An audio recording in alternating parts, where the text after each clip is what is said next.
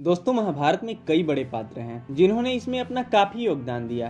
पितामह भीष्म से लेकर द्रौपदी तक की भूमिका महाभारत में बहुत अहम थी। महाभारत का एक ऐसा ही प्रमुख किरदार द्रौपदी का था, जो पांचों पांडवों की पत्नी होने के साथ एक स्वाभिमानी महिला थी। उसके चरित्र पर जब सवाल उठाए गए और उसको अपमानित किया गया तो वह प्रतिशोध की ज्वाला में जल उठी और उसने जो बदला लेने की प्रतिज्ञा की थी वह महाभारत का युद्ध था। द्रौपदी ने भी अपने जीवन काल में कुछ गलतियां की जो बहुत भारी पड़ी। खैर, आज मैं आपको द्रौपदी के उन 5 गलतियों के बारे में बताने जा रहा हूँ जिनकी वजह से पूरे भारतवर्ष का इतिहास ही बदल गया और ये गलतियाँ महाभारत का युद्ध का कारण बन गई। इस वीडियो में आगे बढ़ने से पहले आपको बता दें, अगर आप इस चैनल पर नए हैं तो इस चैनल को सब्सक्राइब करना मत भूलिएगा।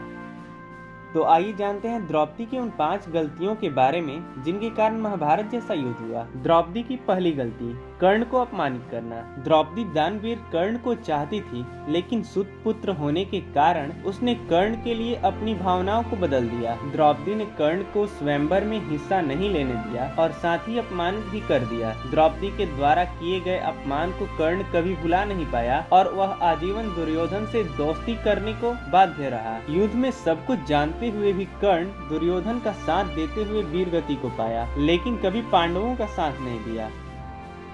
द्रौपदी की दूसरी गलती, पांडवों की पत्नी बनना स्वीकार करना। द्रौपदी स्वयंवर में अकेले अर्जुन ने द्रौपदी को जीता था, मगर द्रौपदी 5 पांडवों की पत्नी बनी। अगर वो ये शर्त स्वीकार नहीं करती तो शायद इतिहास कुछ और ही होता। द्रौपदी कुंती और ऋषि व्यास के कहने पर 5 पांडवों से विवाह करना स्वीकार किया था। लिहाजा अगर द्रौपदी 5 पांडवों की पत्नी बनना स्वीकार नहीं करती तो उसे अपमान का सामना नहीं करना पड़ता और महाभारत का युद्ध ही नहीं होता। द्रौपदी की तीसरी गलती, इंद्रप्रस्थ में दुर्योधन का अपमान करना। इंद्रप्रस्थ में युधिष्ठिर के राज अभिषेक के समय द्रौपदी ने महाभारत के बीज बो दिए थे। राजमहल के बीच बने हुए एक मायावी कुंड में जब दुर्योधन गिरा तो द्रौपदी ने उसको अंधे का पुत्र अंधा कहकर हंसने लगी और अपमानित किया था।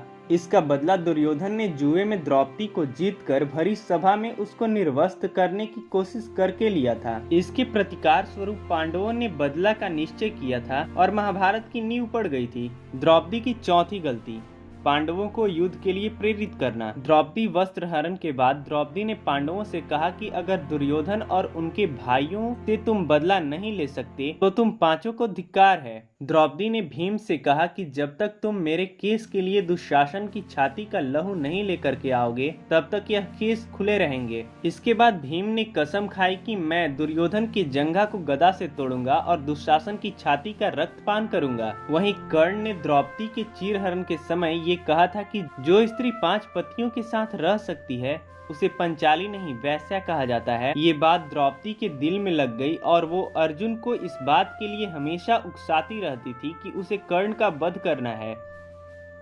द्रौपदी की 5वीं गलती, जयद्रथ की बुरी नजर। वनवास के समय जयद्रथ ने द्रौपदी को जबरन अपने रथ में बिठाकर ले जाने की कोशिश की थी। तभी 5 पांडव आ गए और उन्होंने द्रौपदी को छुड़ा लिया था। उस वक्त द्रौपदी ने जयद्रथ का वध करने से पांडवों को रोका था और उसके सिर को मुंडवाकर उसे अपमानित करके छोड़ दिया था। इस वजह से युद्ध में जयद्रथ ने चक्रव्यूह में फंसे अर्जुन के पुत्र अभिमन्यु को मार डाला था। क्या आप ये फैक्ट जानते थे? कमेंट में जरूर बताइएगा।